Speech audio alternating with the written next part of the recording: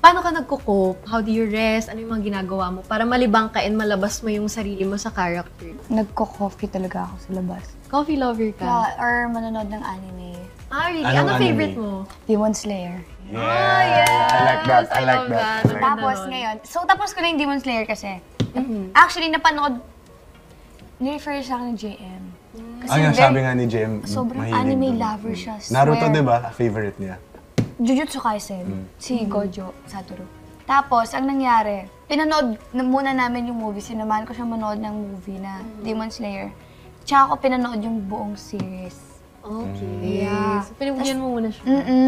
Ngayon, pinapanood ko naman na yung favorite niya.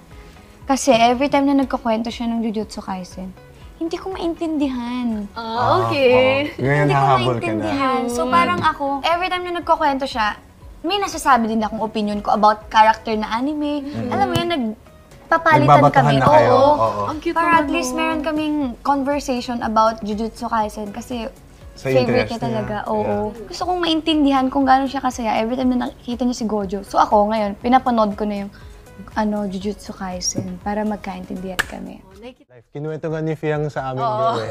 Yung interest nyo, yung mahilig ka, paborito mo daw si Jujutsu Kaisen Yeah, the anime. sa anime. Tapos wala naman daw siyang alam, pero para daw may pwede kayong pagkwentuhan, pag-usapan, nanonood na rin siya.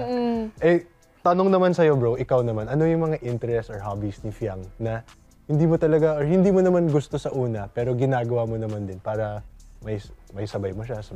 Yung simpleng labas lang, ganun. Like, pagkain sa labas or coffee, ganun. Or hanap lang ng spot. Yung mga ganung bagay. Kasi nakasanayin ko, basta lang nasa bahay lang ako, nanonood. Nakaigaga na ako.